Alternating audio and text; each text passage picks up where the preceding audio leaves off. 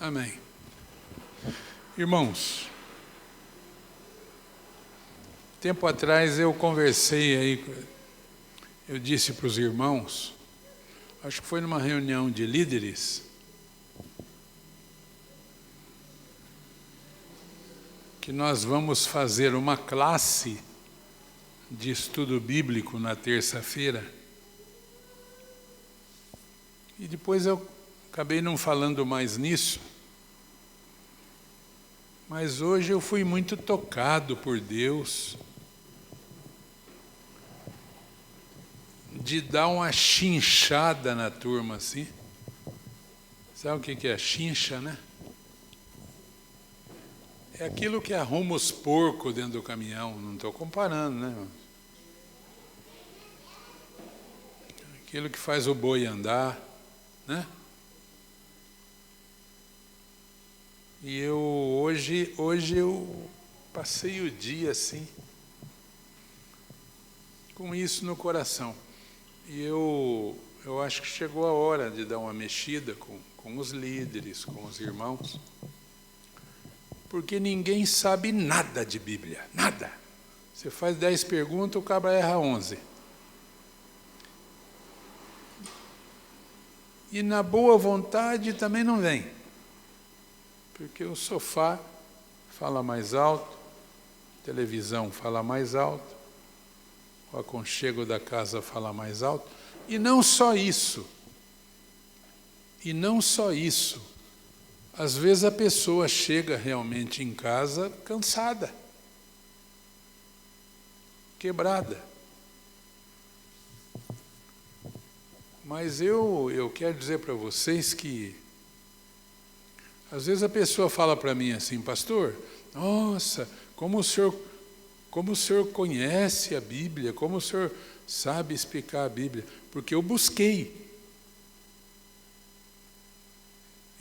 muito. Eu sou de um tempo na igreja, eu tinha minha mãe viva, e a minha mãe caçava culto, caçava. Sabe uma pessoa que caça culto?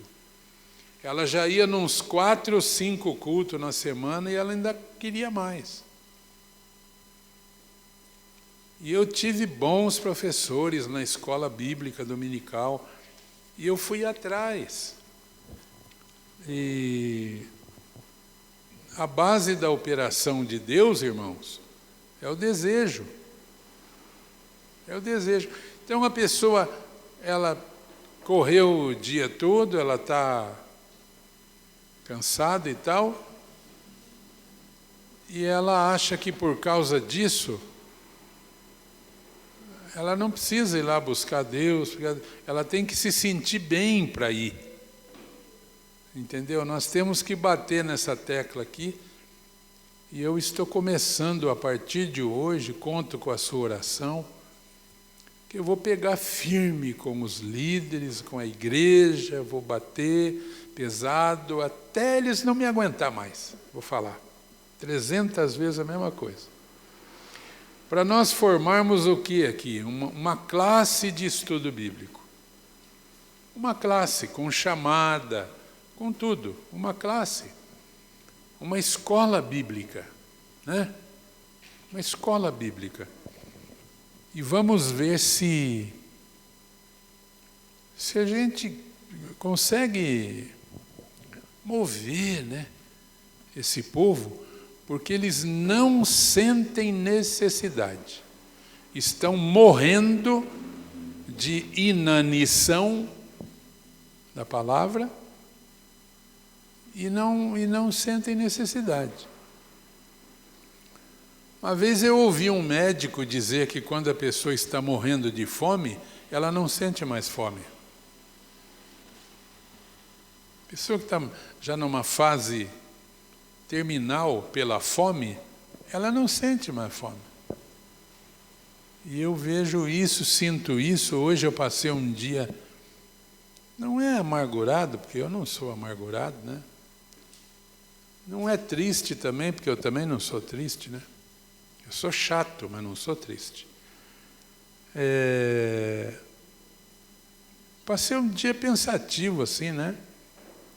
Mesma coisa, você está na janela da tua casa, vem um, cai num buraco, vem outro, cai num buraco, vem outro, cai num buraco, vem outro, cai num buraco. Fala, meu Deus, mas não estão vendo o buraco? Não, não estão vendo o buraco. Né? Então nós temos uma carência de buscar pela palavra que está aqui. A palavra está aqui. Graciosamente oferecida, né?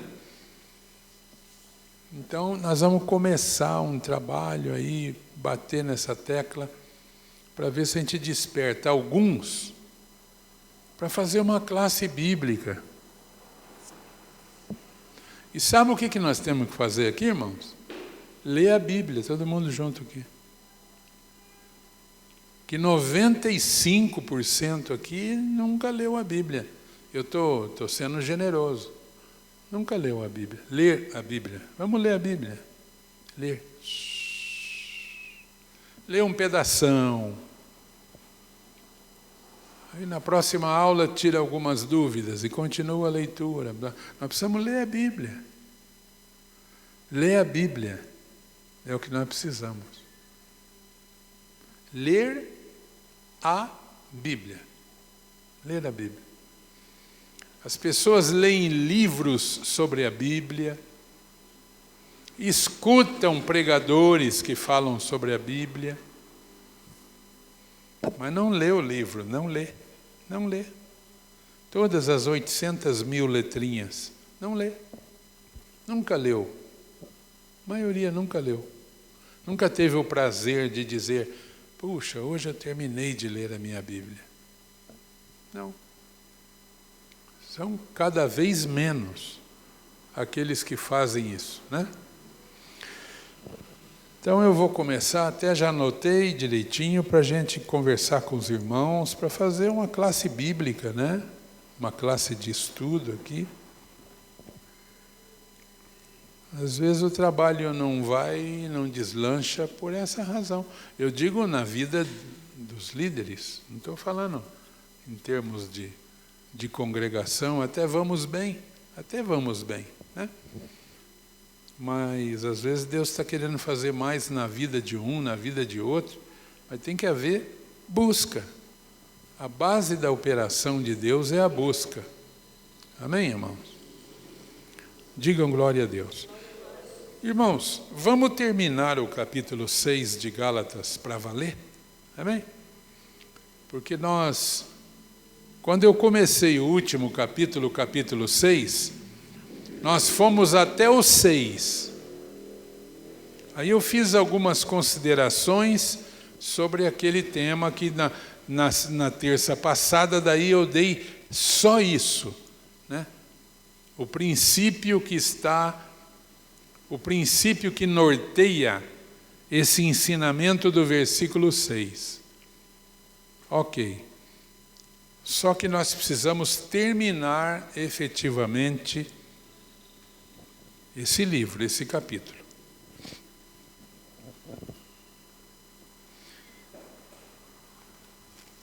Então vamos ler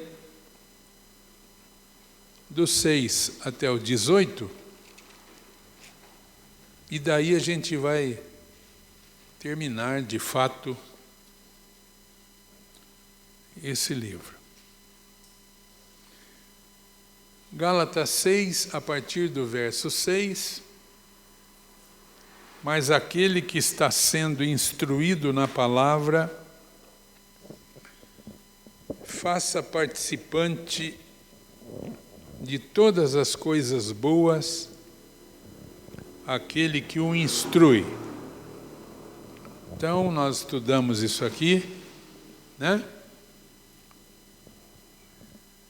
Do princípio que está por trás disso aqui.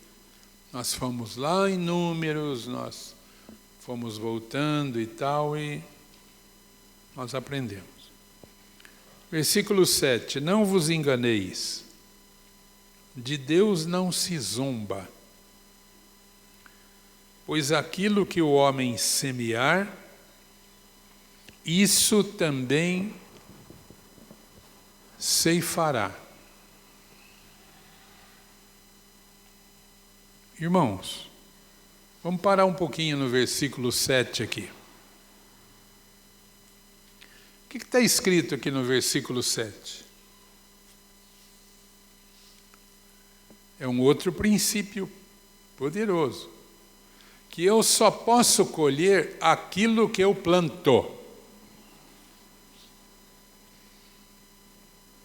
Não vos enganeis, de Deus não se zomba, pois aquilo que o homem semear, isso também ceifará.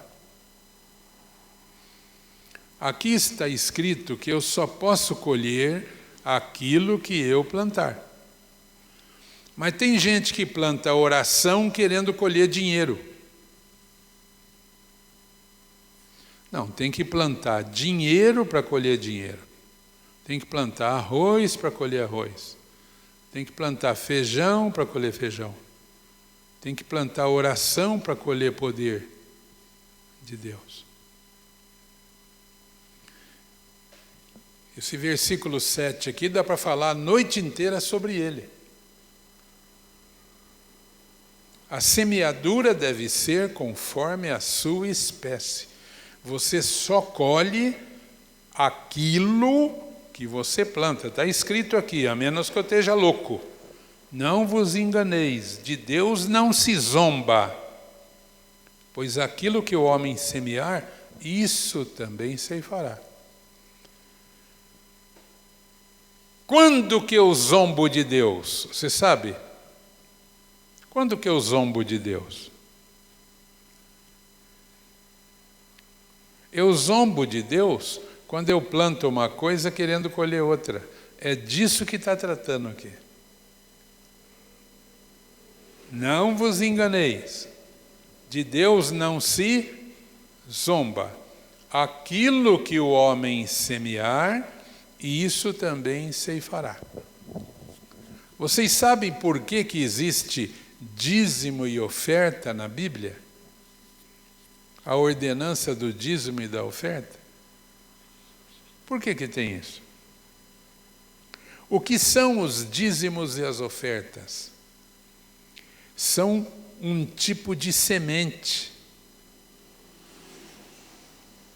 de algo que nós precisamos colher. Alguém aqui precisa de dinheiro? Sim ou não? Sim. Então você precisa colher isso. Não precisa? Colher na vida financeira. Deus está interessado em multiplicar as sementes que você semeia na obra dele, através dos dízimos e das ofertas. Quando a Bíblia fala do dízimo, ela fala assim: trazei todos os dízimos à casa do tesouro, para que haja mantimento na minha casa, e depois que você fizer isso, fazei prova de mim, diz o Senhor dos Exércitos. Se eu não vos abrir a janela do céu e não derramar sobre vós uma bênção da qual vos advém a maior abastança. O que é abastança? Quem sabe o que é abastança? Abastança é a quantidade de dinheiro que você tem guardado e que te permite ficar um tempo sem trabalhar. Isso é abastança.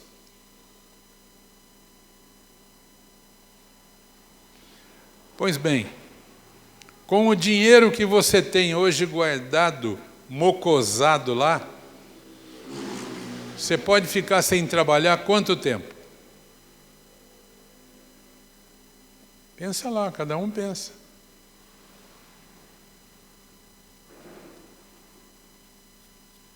Entendeu o que é abastança? É a quantia que você tem em depósito e que te permite ficar sem trabalhar por um período. Então, esse versículo 7 está dizendo: não se enganem, não se enganem. Às vezes a gente se engana. Você quer ver uma pessoa que vive enganada? É aquela que não semeia financeiramente e pensa que só fazendo oração ela já vai ter tudo o que precisa. Ela está se enganando, coitada. Ela vai ficar cheia do poder de Deus e não vai ter 10 reais para comprar um marmitex daqui a uns dias. Porque de Deus não se zomba. Aquilo que o homem planta, é isso que ele colhe.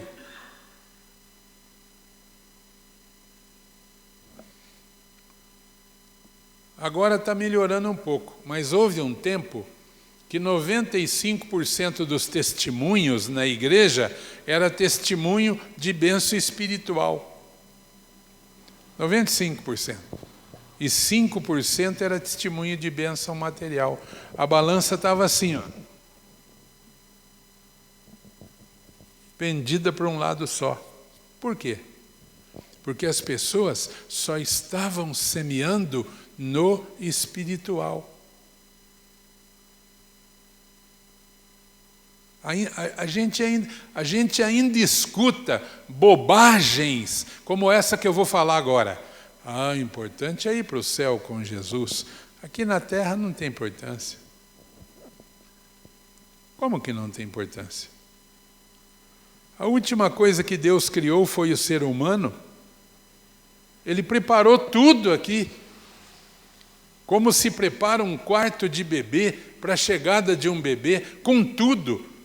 Você vai na casa de uma pessoa que vai ter um bebê, principalmente o primeiro bebê, no quarto já tem coisa que o bebê só vai usar com 5 anos, mas já comprou. Assim é o planeta Terra.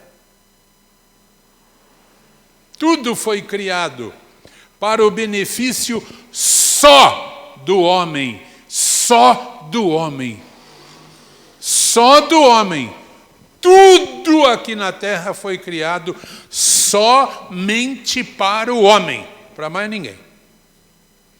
Aí vem o orelha seca, vem o estúpido e fala: é importante que eu estou salvo, vou para o céu. E se eu comer farinha com água, tá bom.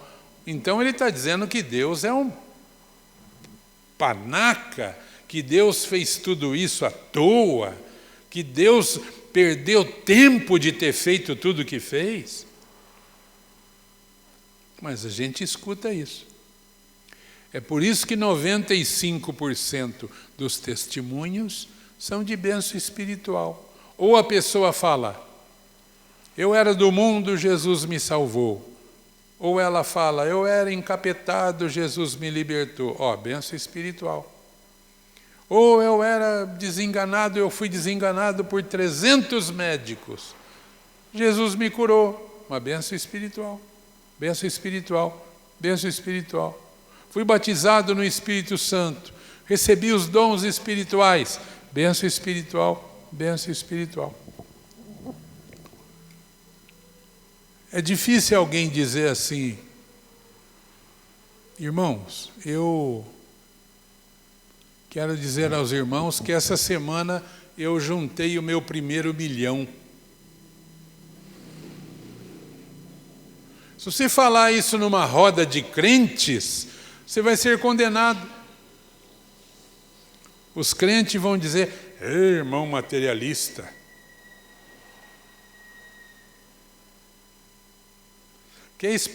Quer ver os crentes espalhar uma roda de crente?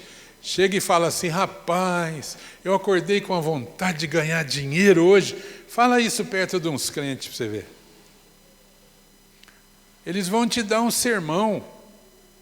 Eles vão te repreender, vão te chamar de materialista. Por isso nós temos o fenômeno do poderoso e pobre. Poderoso e pobre. Por quê?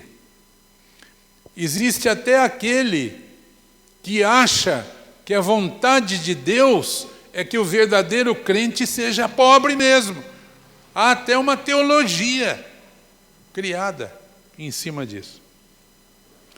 Eu conheço a história da diretoria de uma igreja que se reunia e eles oravam assim: ó Senhor, mantenha o nosso pastor humilde, que nós vamos mantê-lo pobre, pode deixar com nós. Há uma teologia da pobreza. Porque as pessoas não entendem o versículo 7 aqui. Não vos enganeis. E olha que ele está falando de semeadura e colheita aqui. Ele está dizendo, não se engane. De Deus não se zomba. A gente pensa que quem zomba de Deus é o cachaceiro lá no boteco, não. Coitado, ele não. Ele nem conhece a Deus. Quem zomba de Deus é crente, que planta uma coisa querendo colher outra. Isso é zombar de Deus, isso é tentar Deus. De Deus não se zomba. Aquilo que o homem semear, isso também ceifará. Então aqui está falando de espécie. E lá em 2 Coríntios 9:6, está falando de quantidade, quer ver? Aqui é espécie. Volta lá. 2 Coríntios 9:6. Lá vai falar de quantidade.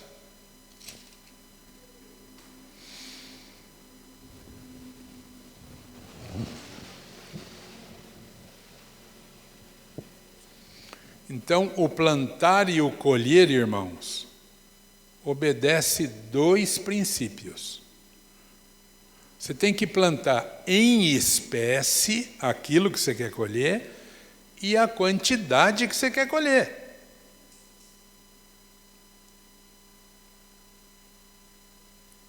Quem quer colher quanto que um alqueire de milho produz? Quantas toneladas será? Alguém sabe?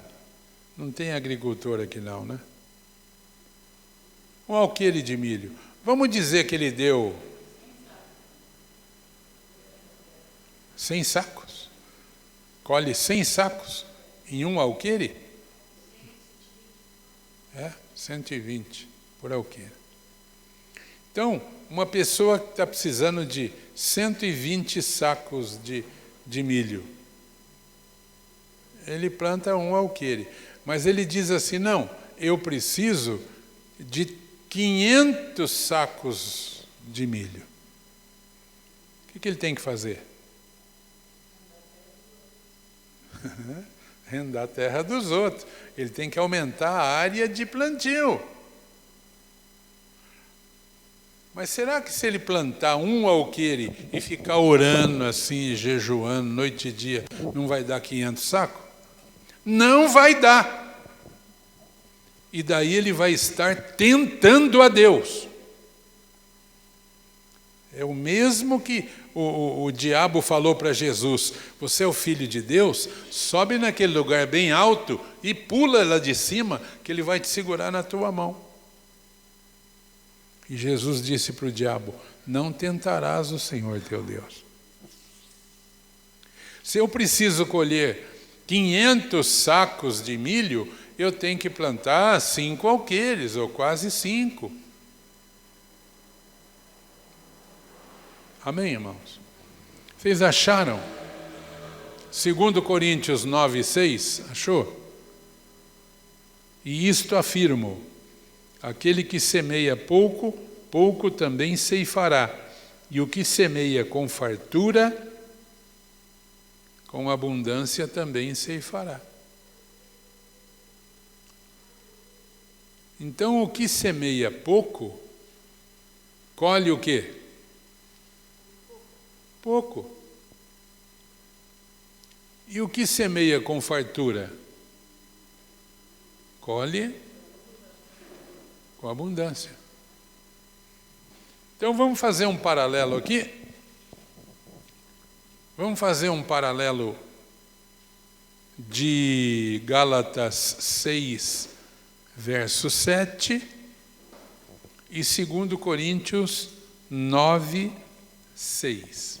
Vamos pedir para a pastora Val ler Gálatas 6, verso 7 e pedir lá pode ser a Maiara, ler o 2 Coríntios 9, 6 para nós.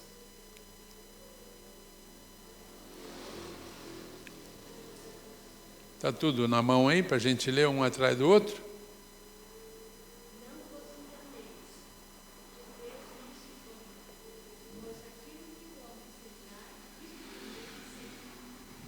Repitam comigo. Aquilo. De novo. Aquilo.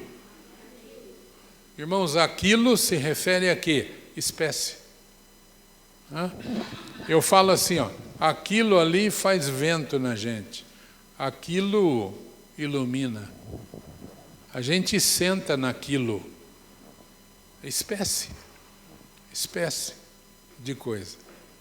Então, aquilo que o homem semear, isso também se fará. Então aqui está falando de espécie de semente. Pensa em alguma coisa que você precisa colher. Pensou? É aquilo que você tem que plantar. Porque de Deus não se zomba. Agora, o segundo princípio com relação à semeadura e à colheita é a quantidade que eu planto. Por quê? Porque quem determina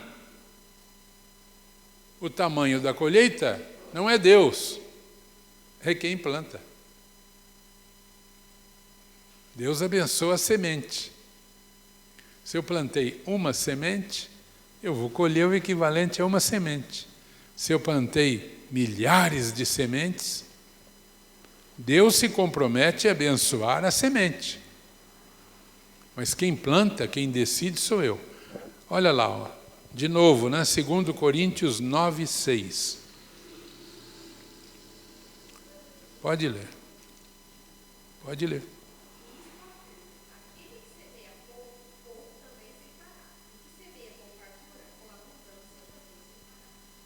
Feliz e bem-aventurado é aquele que entende isso. Lá dentro do coração. Isso é um princípio, né? São dois princípios envolvendo a semeadura e a colheita. Primeiro, espécie. Eu tenho que plantar em espécie. É por isso que tem dinheiro na Bíblia, dízimo e oferta. Por quê? O que são dízimos e ofertas? Sementes que eu preciso colher na minha vida e que eu só vou colher se plantar. O segundo princípio é a quantidade. A pergunta é: quanto você quer colher? Ah, pastor, qualquer coisa está bom. Então planta qualquer coisa. Não, eu quero fazer uma colheita poderosa. Então planta poderosamente também. Qualquer coisa. Amém, irmãos? Qualquer coisa. Não estou falando só de dinheiro aqui, não. Estou falando em todas as áreas da tua vida. Você tem que plantar aquilo que você quer colher e na quantidade que você quer colher. Faz favor.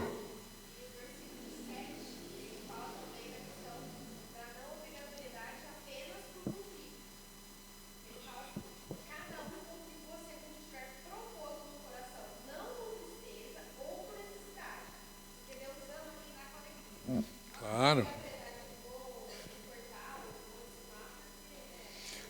Tem que ajudar a igreja a pagar aluguel. Coitado do pastor, estou com dó do pastor. Vamos ajudar ele. Ele quer comprar um terreninho para a igreja. Então essa motivação é como jogar o dinheiro fora. O que nós fazemos para Deus é para fazer com alegria. Está aí, 2 Coríntios 9:7. Contribua, segundo propôs no teu coração, com alegria, né? Não por força, nem por necessidade. Será que tem igreja por aí forçando a barra para o povo dar dinheiro? Está cheio. A campanha do sal, o óleo que veio de Jerusalém, a água do Satanás, sei lá de onde.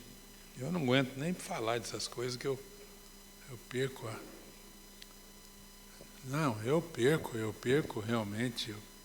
Se quiser brigar comigo, é mexer nesse assunto, porque eu fico muito indignado. Eu fico muito indignado com isso. Então, muita coisa do que... Nós temos hoje instituições religiosas aí, eles desenvolveram uma engenharia para arrecadar dinheiro. É uma engenharia. Grande parte do que faz, grande parte do que constrói, Deus não passou nem perto daquilo. Deus não tem nada a ver com aquilo. É uma engenharia, é um esquema ultra profissional para arrecadar dinheiro. É um sistema arrecadatório, que vai contra o que está escrito aí. Aquele que contribui, contribua com alegria, não por força, nem por necessidade, porque Deus ama ao que dá com alegria. Amém, irmãos? Volta lá em Gálatas, então, versículo 8. Porque o que semeia para a sua própria carne, da carne colherá corrupção, mas o que semeia para o Espírito, do Espírito colherá vida eterna. É o princípio de semear, irmãos, em espécie. Amém?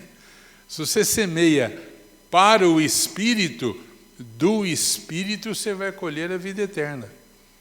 Se você investe na carne, da carne você vai colher o quê? Corrupção. Corrupção, irmãos, no sentido de que aquilo acaba, vira pó. Todo resultado da carne, todo resultado material vira pó. Mas o que semeia para o Espírito, do Espírito colherá vida eterna. Versículo 9. E não nos cansemos de fazer o bem, porque a seu tempo ceifaremos, se não desfalecermos. Atenção, o que isso aqui lembra? Olha só, não nos cansemos de fazer o bem, porque a seu tempo ceifaremos, se não desfalecermos. O que isso aqui te lembra? A mim me lembra Apocalipse 2:10. Vamos achar Apocalipse 2:10? Deixa marcadinho aí. Ô Luiz Francisco, está aberta a Bíblia aí ou não? Lê para nós.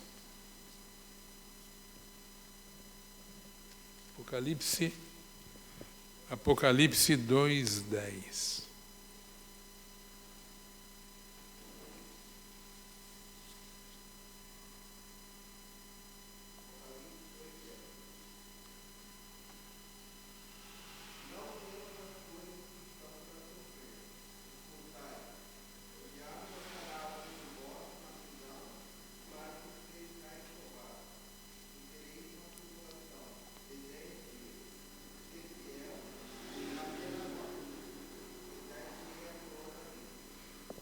Ser fiel até a morte, e dar-te-ei a coroa da vida.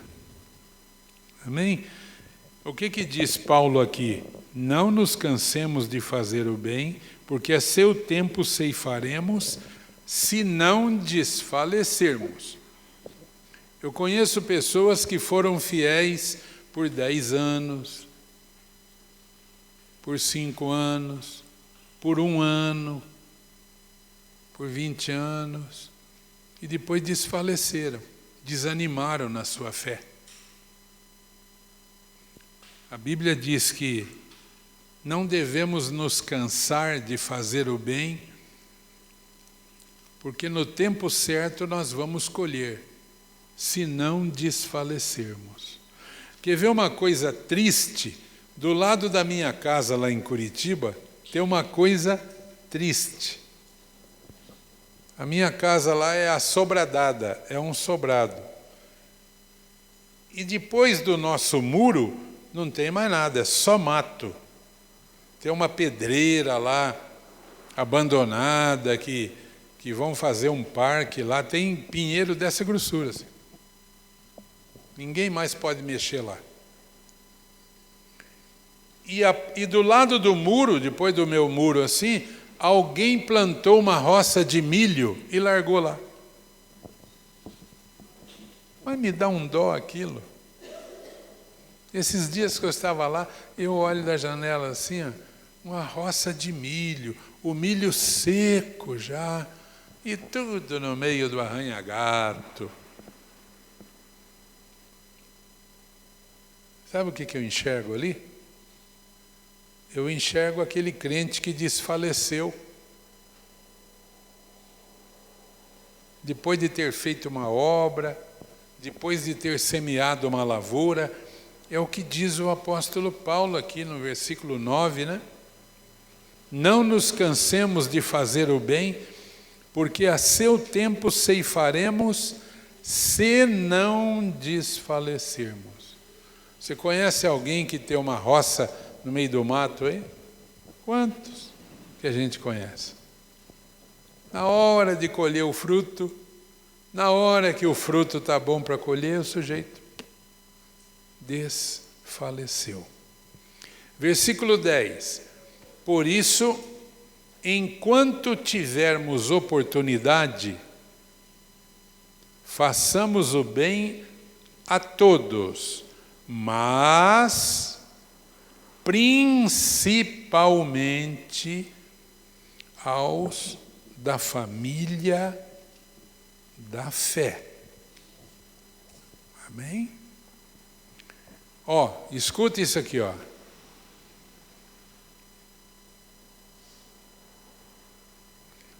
A igreja tem 2 trabalhos para fazer.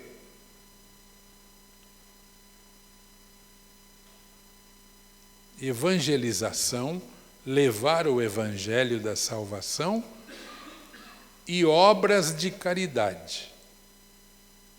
Obras de caridade.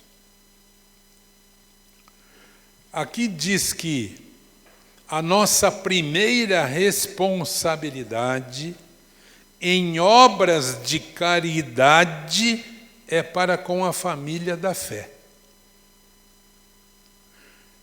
E a nossa primeira responsabilidade perante os incrédulos é a evangelização.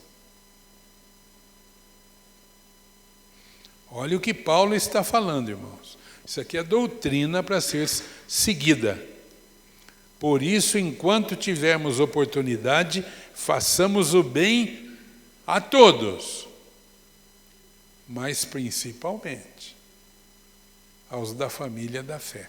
Então, a nossa primeira responsabilidade em obras de caridade é para com a família da fé. Por exemplo, tem 5 cestas básicas aqui e 5 irmãos da igreja com necessidade. Nós vamos atender os irmãos da igreja. Porque a nossa primeira responsabilidade em obras de caridade é com a família da fé. E a nossa primeira responsabilidade com o mundo é levar o evangelho. Eu conheço um pastor que é absolutamente contra fazer obra social na igreja. Ele é absolutamente contra. Pastor respeitável, eu respeito ele. Porque ele fala que nós, enquanto a igreja cuida do mundo, dando comida para o mundo, que não quer nada com Jesus, e aquela comida vai para um buraco sem fundo, a igreja desconhece a necessidade dos irmãos em Cristo espalhados pelo próprio país. Ele fala isso. Né? Então a gente está aqui na ilha da fantasia e a gente acha que não tem nenhum irmão em Cristo necessitado. Porque a gente não tem interesse de descobrir a situação de muitos irmãos em Cristo. Domingo à noite eu saí daqui, tem vindo aqui uns meninos lá do Colinas, domingo vieram 6. Aí geralmente eu divido aí com o Marinho, vamos levar eles, vamos.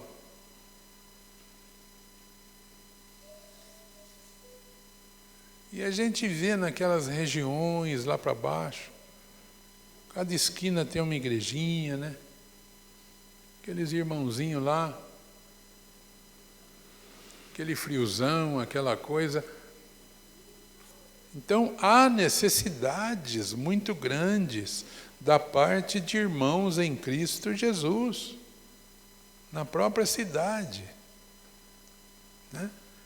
Então, Paulo está dizendo aqui, irmãos, enquanto tivermos oportunidade, façamos o bem a todos, mas principalmente, essa expressão principalmente, precisa chamar a nossa atenção aos da família da fé. Então, a primeira responsabilidade nossa em obra social, em obra de caridade, deveria ser a família da fé, os irmãos em Cristo. E quando a gente fala irmão em Cristo, não é só da nossa congregação. Há inúmeras congregações na cidade. E a primeira responsabilidade para com o mundo não é a obra social, é levar a palavra de Deus. Se depois da palavra tiver uma bolachinha também, é bom, né? Ajuda, né? Amém? Mas nós devemos olhar isso com muito cuidado. Versículo 11. Agora, do versículo 11 até o 17, Paulo está encerrando a sua palavra para os Gálatas e ele se gloria na cruz de Cristo. Lembra o que eu falei sobre a cruz aqui um dia? Um dia nós lemos esse texto aqui e eu falei sobre a cruz, lembra? O que eu falei sobre a cruz? Paulo gloria-se na cruz de Cristo. O que é a cruz de Cristo? Aí cada um já faz uma cruzinha, pendura no pescoço. Não é isso que ele está falando. Mas o orelha seca não entende nada, ele já acha que é a cruz, é a cruzinha. Não, a cruz de Cristo é a mensagem de Cristo. É a mensagem do Evangelho. Paulo se gloria na mensagem de Cristo, porque a mensagem de Cristo é a mensagem da cruz. Versículo 11. Vede com que letras grandes vos escrevi do meu próprio punho. Lembra que eu falei sobre isso, irmãos?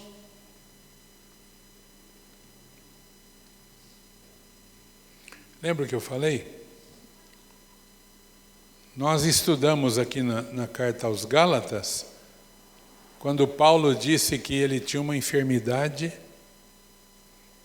e que ele passava pela Galácia, ele não ia pregar o evangelho para eles, ele ia passar reto, mas ele teve que ficar por causa da doença dele, o espinho na carne que ele tinha. E que a maioria dos estudiosos defendem que o espinho na carne de Paulo era um problema nos olhos. E muitos usam esse versículo 11 aqui, como argumento. Vede com que letras grandes vos escrevi do meu próprio punho. Então Paulo tinha um amanuense, tinha um secretário que escrevia para ele. A carta aos Romanos, quem escreveu foi Tércio. Eu, Tércio, que esta carta vos escrevi, vos saúdo, está lá no final. Então Paulo se utilizava de um secretário, porque é muito provável que o problema dele de saúde era um problema de visão.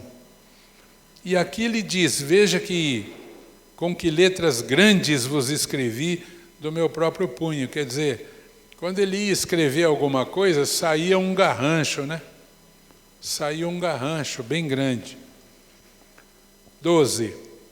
Todos os que querem ostentar-se na carne, esses vos constrangem a vos circuncidardes, somente para não serem perseguidos por causa da cruz de Cristo.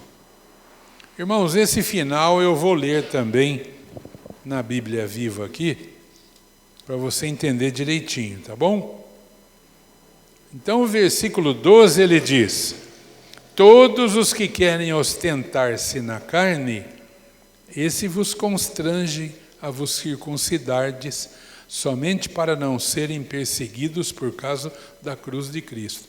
Ele está dizendo o seguinte, aqueles mestres no meio de vocês, que estão procurando convencê-los a se circuncidarem, estão fazendo isto por uma única razão, para poderem ser benquistos e evitar a perseguição que sofreriam se admitissem que somente a cruz de Cristo pode salvar.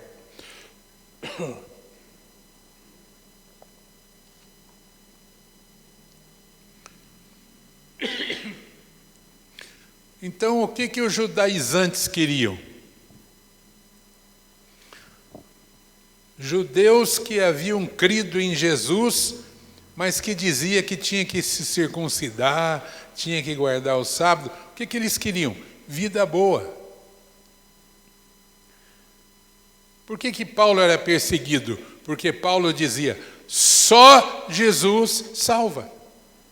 Só a cruz de Cristo salva. Ele era perseguido. Então Paulo diz assim, os que querem ostentar-se na carne, esses vos constrange a vos circuncidar, somente para não serem perseguidos por causa da cruz de Cristo. Então é aquela turma do meio termo, viu, irmãos? A igreja está cheia disso hoje. Não há mais nada absoluto, tudo é relativo hoje. Não, você pode beber sim, o que tem? Pode isso, pode aquilo, pode aquele outro.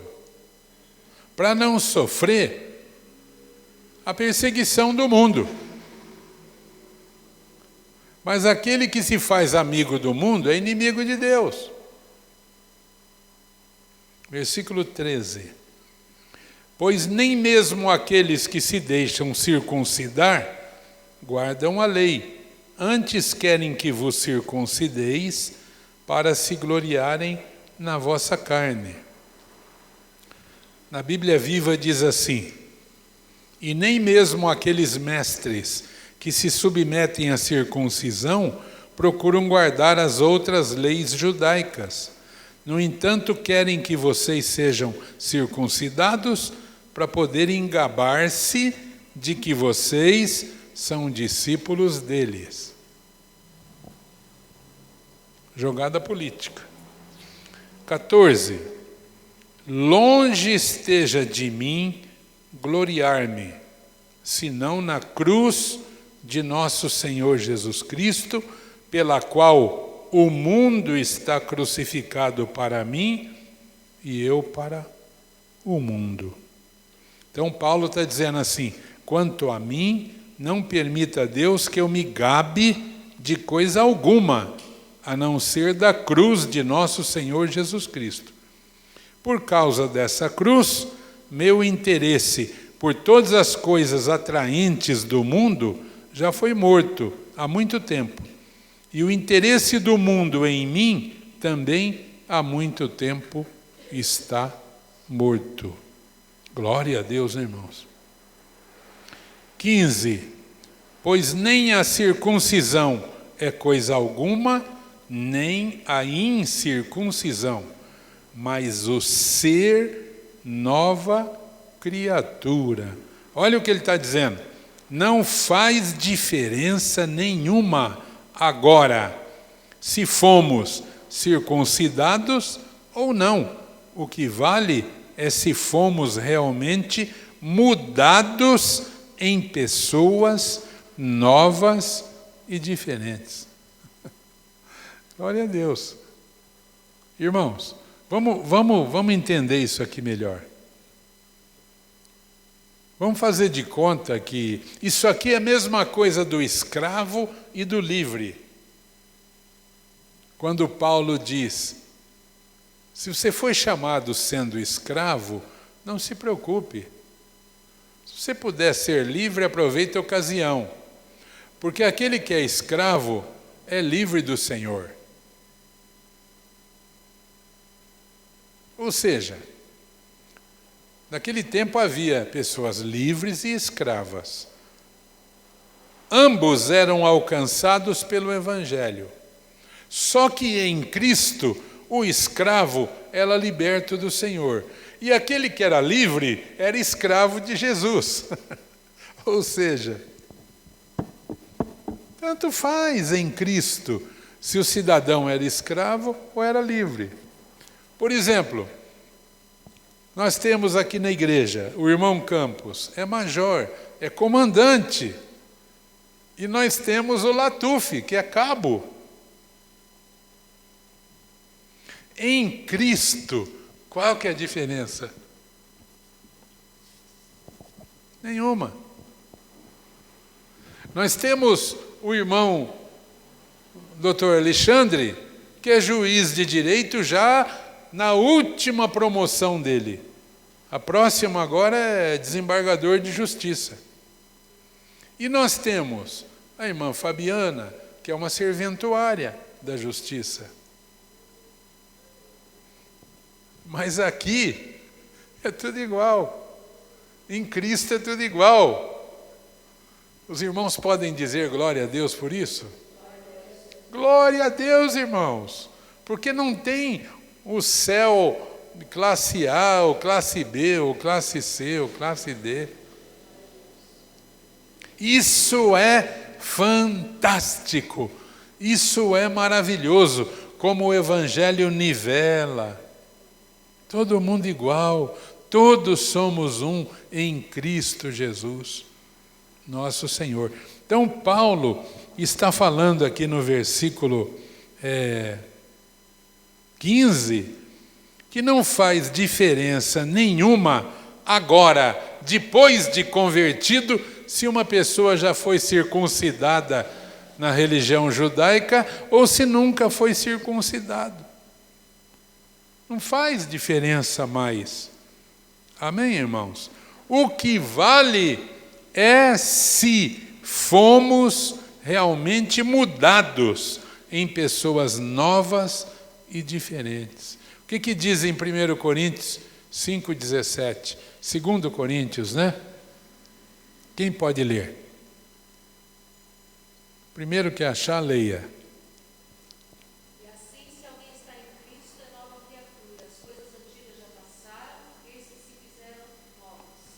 Irmãos, o que vale é isso. O que vale é isso. E assim que aquele que está em Cristo é nova criatura. Nova criatura. As coisas velhas já passaram, tudo se fez novo. A pergunta é: tudo já se fez novo na tua vida? Na minha já. Tudo se fez novo. Isso é o que importa. O que importa não são títulos, posições, compromissos religiosos do passado, isso não importa mais. É o que Paulo falou. Circuncisão, incircuncisão, agora não tem valor mais nenhum. O que vale é se nós somos uma nova criatura. Se o Espírito Santo já entrou na nossa vida e já bagunçou o nosso coreto. Isso é o que importa. Amém, irmãos? Versículo 16. E a todos quantos andarem de conformidade com esta regra, paz e misericórdia sejam sobre eles e sobre o Israel de Deus. Qual regra? Qual regra?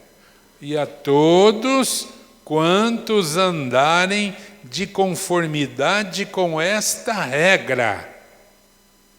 Então, com esse seja paz, misericórdia sobre eles e sobre o Israel de Deus.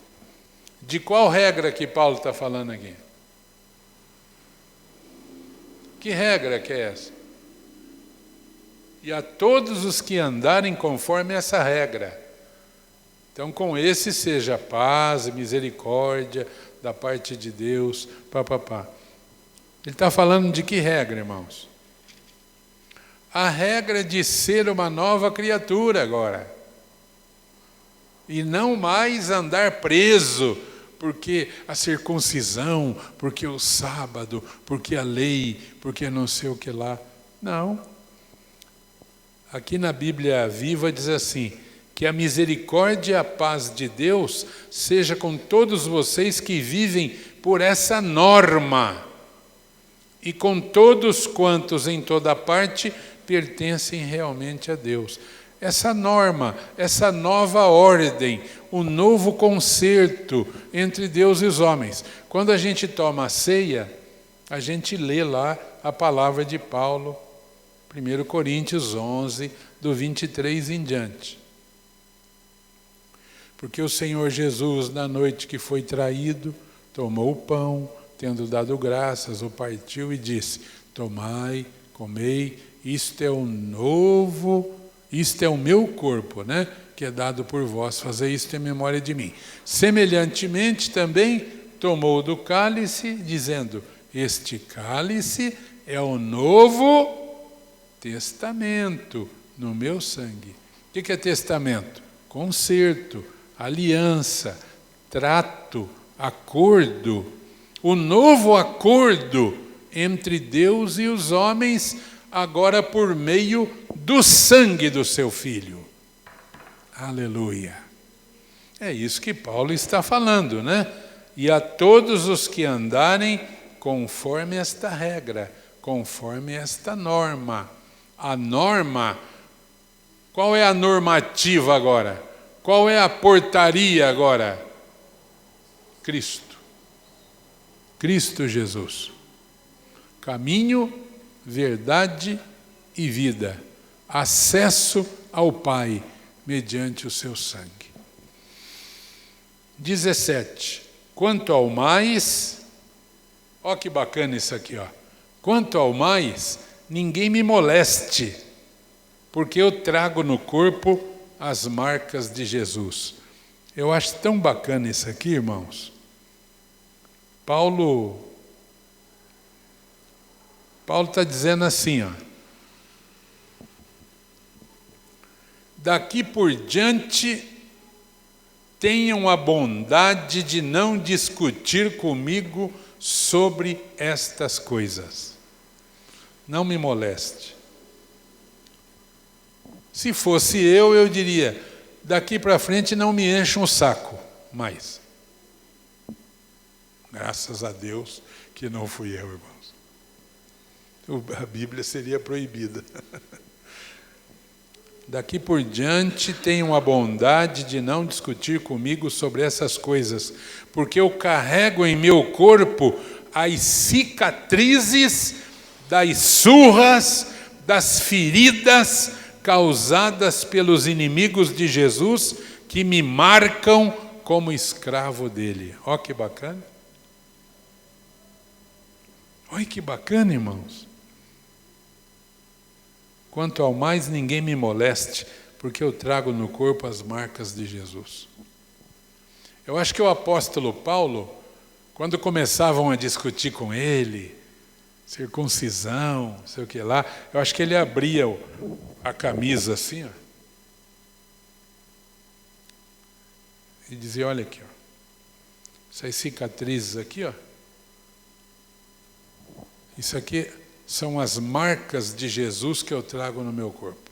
Ninguém fique me perturbando, porque eu já paguei um preço alto pela minha fé. Digam glória a Deus. Quer ver quanta coisa que Paulo passou, irmãos?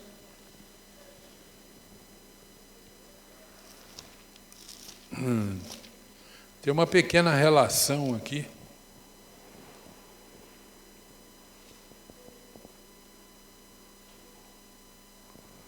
Segundo Coríntios 11,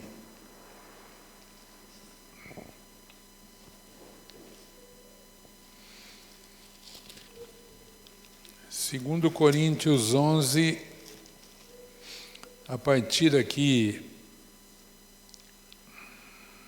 do 20,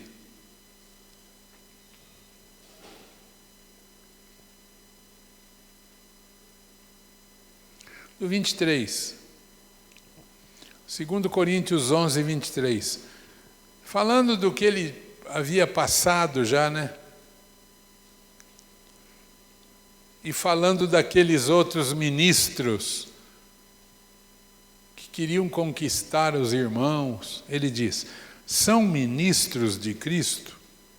Falo como fora de mim, eu ainda mais, em trabalhos, muito mais em prisões, em açoites, sem medida. Quer dizer, ele esqueceu quantas vezes ele foi açoitado por causa do Evangelho. Em perigos de morte, muitas vezes, 5 vezes recebi dos judeus uma quarentena de açoites, menos um.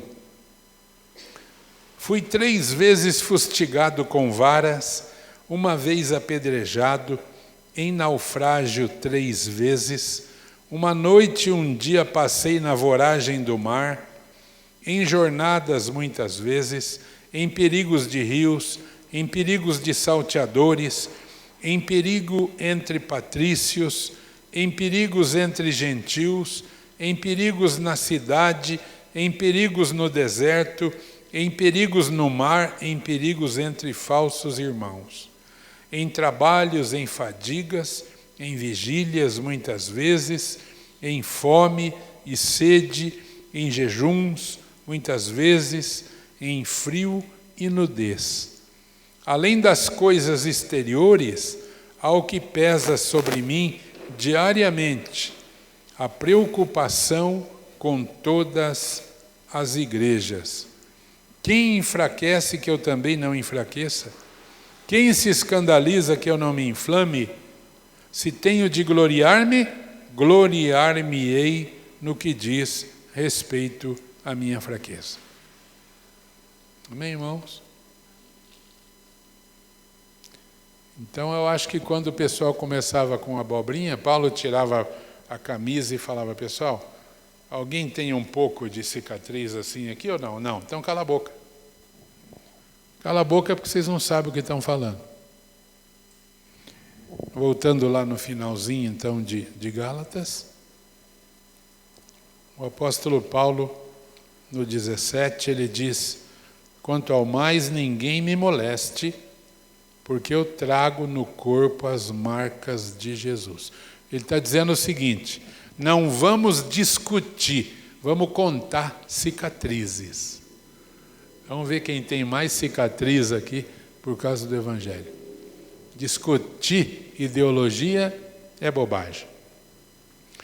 A graça de nosso Senhor Jesus Cristo seja, irmãos, com o vosso espírito. Amém? Digam amém. Alguém quer fazer algum comentário sobre esta carta preciosa? Todos entenderam o que nós tratamos hoje? Está bem claro, irmãos? Glória a Deus, né? Agradecemos a Deus, porque essa carta foi preservada e chegou até nós.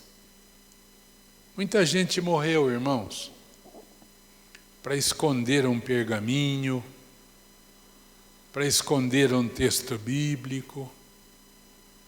Muita gente sofreu, pagou com a vida para proteger a Sagrada Escritura que nós temos hoje. É por isso que nós precisamos fazer um esforço aí para dar uma mexida, principalmente com os líderes, para ver se eles se interessam. Porque uma pessoa que não tem interesse pelo estudo da Bíblia, é porque ela não sabe do que se trata. Ela não sabe. Ela não tem noção do que se trata. Ela acha que é o livrinho do catecismo, entendeu? É isso que ela pensa. Mas que mais alguns irmãos se interessem, porque na medida do interesse é o que Deus vai dar para cada um. Isso aqui, irmãos, isso aqui é um tesouro escondido. É na medida da nossa busca que Deus vai nos revelando. Que Deus vai nos revelando. Eu já falei para os irmãos aqui que há uma mina de ouro lá em Minas Gerais, a mina de Morro Velho. A mina de Morro Velho, cada vez mais ela dá ouro, só que não tem equipamento mais para extrair aquele ouro. Já passou de 10 quilômetros de profundidade. Mas dá cada vez mais ouro. Então eles têm que desenvolver equipamento novo, moderno, para poder entrar lá. Assim é a palavra de Deus. É na medida do nosso interesse que a gente vai receber mais. E que o nosso ministério vai ser fortalecido e abençoado. Jesus disse que o reino dos céus é como um tesouro que uma pessoa achou e enterrou no chão. E depois ela vendeu tudo que tinha para comprar aquele terreno. Por que ela vendeu tudo que tinha para comprar aquele terreno? Porque ela sabia que tinha um tesouro enterrado lá. Assim é o reino de Deus. Só terá interesse pela palavra aquele que já percebeu que isso aqui é um tesouro. E que quanto mais fundo vai, mais ouro vai tirar. Eu vou dizer uma coisa para vocês. O crescimento do ministério de uma pessoa está intimamente relacionado à profundidade que ela tem na Escritura Sagrada e na sua experiência com Deus. Amém, queridos?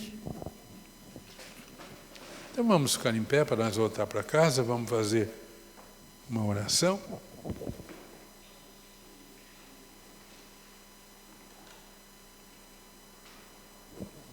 Vamos trazer a Aninha para orar aqui ou não? A Aninha começou a celulinha dela e já está braba com o povo. Glória a Deus por isso, né? Amado e bendito Deus, soberano Pai, agradecemos o Senhor, porque nós terminamos a carta de Paulo aos Gálatas. Te agradecemos por essa carta, te agradecemos a memória dos irmãos e das irmãs que guardaram essas escrituras, protegeram, transportaram, leram nas igrejas. Te agradecemos pelos tradutores, te agradecemos por aqueles que dedicaram a sua vida inteira e que dedicam em cima dos textos antigos, fazendo boas traduções para que tivéssemos acesso ao ensinamento do apóstolo. Pai amado, muito obrigado por esses irmãos que aqui vieram hoje. Obrigado pela vida deles. E nos ajude, Senhor, a formar uma classe. Nos ajude, Senhor, a trabalhar com os nossos líderes. Trabalha o Senhor primeiro, para que eles se animem a estudarem a Tua Santa Palavra. Deus abençoe o retorno de cada um dos irmãos agora, leva para casa debaixo da Tua bênção, conceda uma noite de repouso para os Teus filhos, e amanhã, Senhor, uma quarta-feira abençoada por Deus, em nome de Jesus. Abençoa também o dízimo, a oferta, o gesto de amor, de comprometimento dos Teus filhos para com a Tua casa. Recompensa a sua fidelidade e multiplica a sua semeadura. E que a graça do Senhor Jesus, o amor de Deus e a comunhão do Espírito Santo seja convosco agora e sempre. Amém. Deus abençoe, a paz do Senhor.